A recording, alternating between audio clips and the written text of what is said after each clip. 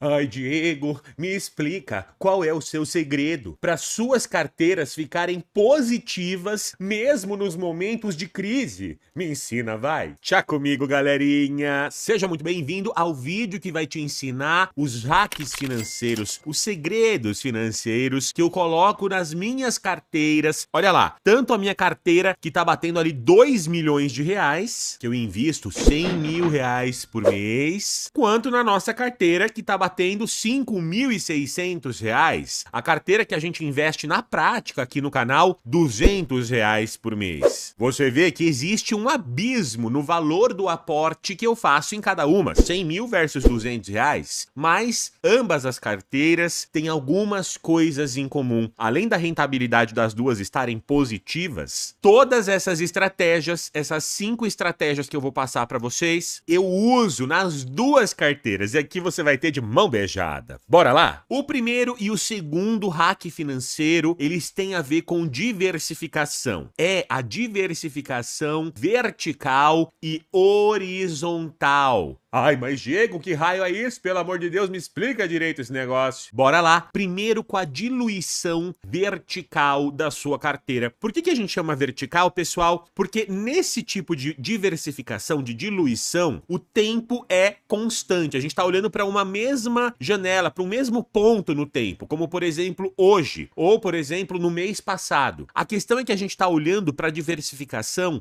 no número de ativos. Por exemplo, hoje, na data de hoje, pontualmente hoje, a minha carteira ela tem 15 ações aqui do Brasil. Você vê que existe verticalmente essa diluição, ó, uma diversificação, porque eu tenho ação, ó, Banco do Brasil, Vale, PetroRio, Grendene, Engie, Vivara, TOTUS, VEG, Sabesp, Droga Raia, Itaúsa, Banco do Brasil, Seguridade, Klabin, Leve 3, Equatorial Energia. A diluição vertical, ela não tem a ver com tempo, ela tem a ver com a classe de ativos que eu invisto.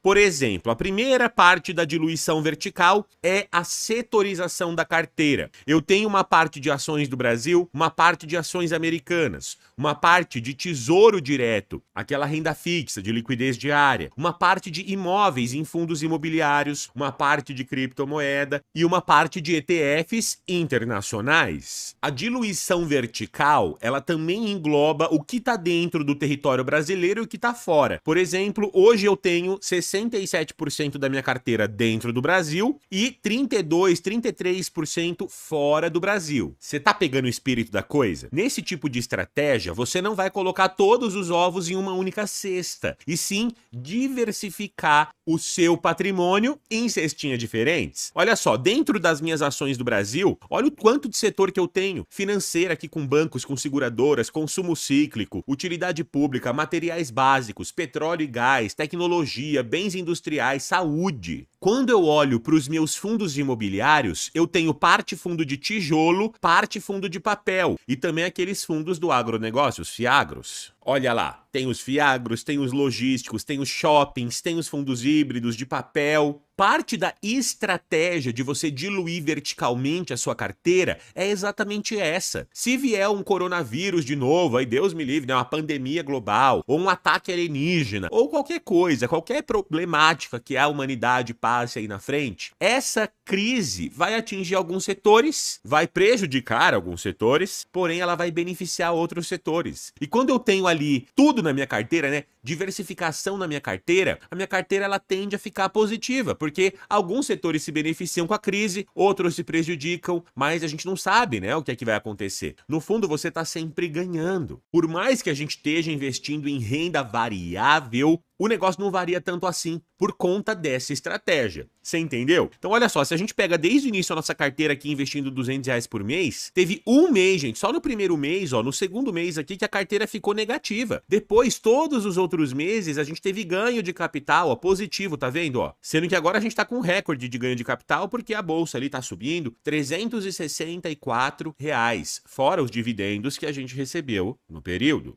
O nosso segundo hack financeiro também tem a ver com diluição, com diversificação, mas ela é a diluição horizontal. Ela não tem a ver com o número de ativos, mas sim com o tempo. Pois é, pessoal. Por isso que na primeira eu fiz questão de falar para vocês que a diluição vertical, ela não importa tempo. Eu quero saber, num tempo específico, né? Se eu travasse um dia do mês, do ano passado, desse mês, quantos ativos você tem na sua carteira? Tá fazendo um trabalho ok? Tá na diluição vertical. Já na diluição horizontal, é o tempo que vai fazer você ganhar com a estratégia. Porque qual que é a questão? Se você olhar aqui para essa barrinha, ó, o verde escuro é o valor do montante que eu botei de dinheiro aqui na nossa carteira. E o verde claro é o lucro que ela tá tendo ali da valorização das nossas ações. Eu vou tirar aqui, ó, o ganho de capital, vamos deixar só o verde escuro. E você vai ver, ó, que existe um padrão. Tá vendo que a escadinha tá subindo, ó? No primeiro mês 200, no segundo 400, 600, 800 e uns quebrado. A gente foi investindo de maneira constante. Todo mês bonitinho ali, R$200. Isso significa que se eu compro uma ação e essa ação começa a cair no futuro, nos próximos meses, como por exemplo aconteceu com o Banco do Brasil agora, olha lá, o Banco do Brasil tava lá quase R$30 e ó, caiu.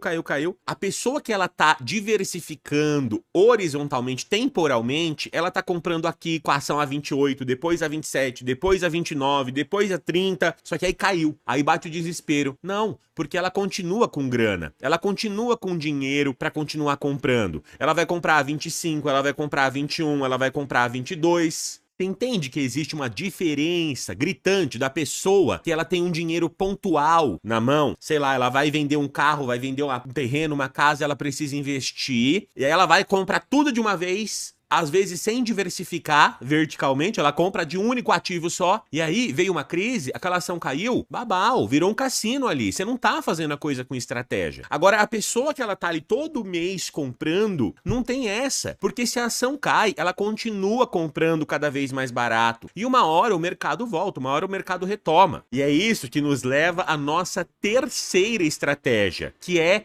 invista na renda variável, aqui na sua carteira de aposentadoria, apenas quando você tiver um fluxo de caixa positivo e recorrente no seu mês. Ai, Diego, não entendi nada, pelo amor de Deus, me explica. Fluxo de caixa, o que é fluxo de caixa? Uma renda constante, um salário constante, uma renda que você tenha previsibilidade do quanto que você vai ganhar. E melhor, do quanto você vai conseguir guardar. O valor do seu aporte mensal é extremamente determinante. Se a pessoa tem esse fluxo de caixa entrando positivo, então está sobrando uma grana e todo mês você vai investir esse dinheiro, você consegue fazer a bola de neve acontecer. Você vai com disciplina investindo cada vez mais. E melhor, quando a bolsa cai, quando as ações caem, em vez de ficar desesperado, não, você sabe que você vai continuar investindo, porque você tem o teu emprego, você tem a tua renda, então você vai comprar as ações mais barato. Ai, mas Diego, no meu caso, por exemplo, eu vendi um terreno, eu tô com um dinheiro pontual na minha mão, mas o meu salário não tá muito bom, eu não tô conseguindo guardar. Como é que eu faço? Como é que eu invisto? Então eu não vou investir na renda variável? Não vou investir na bolsa? Exatamente.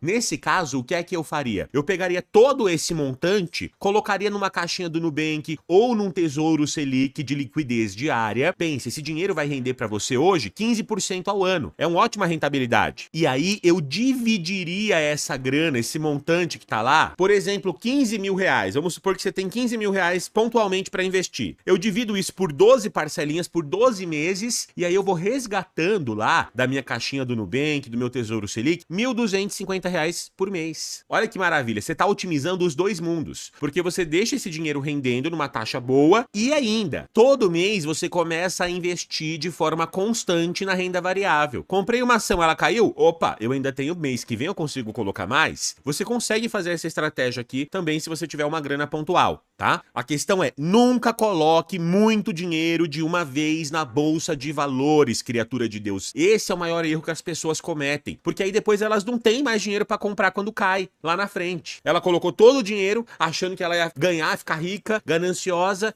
e aí caiu na bolsa, cai, ela vende tudo no desespero. Afinal, era o único dinheiro que ela tinha. Você entendeu? Esse é um erro absurdo que as pessoas cometem. Use essa estratégia a seu favor. Aliás, a única coisa que eu te peço com esse vídeo é se inscreve aqui nesse canal, vai. Aposto que teve alguma dica aí que você já tá gostando e ainda tem mais. Uma próxima estratégia é a reserva de oportunidade. Pessoal, essa partezinha aqui amarela, ó, do Tesouro Direto, que hoje eu tô com 20% da minha carteira nela, ela é extremamente importante. Ah, Diego, a reserva de oportunidade é igual a de emergência? É tudo a mesma coisa? Não. A reserva de emergência eu tenho na liquidez imediata, tá? Geralmente eu boto lá na caixinha do Nubank que eu posso resgatar no fim de semana, de madrugada. Essa reserva de emergência é para caso a minha vida entre em emergência. Se eu perder o emprego, se acontecer alguma desgraça, alguma desgrameira, né, alguma coisa horrível, Deus me livre, mas às vezes acontece, você tem que estar preparado para isso. Já a reserva de oportunidade é para quando a vida dos outros entra em crise. Sei lá, a bolsa tá caindo, os fundos imobiliários estão caindo, o mercado tá em pânico, mas a sua vida tá lá bonitona, a tua renda tá lá entrando. Então, opa, eu vou aproveitar da minha reserva de oportunidade, que é um dinheiro que eu tenho na mão, para poder investir esse dinheiro, comprar ações no momento mais barato, comprar FIIs no momento mais barato, comprar Bitcoin no momento mais barato.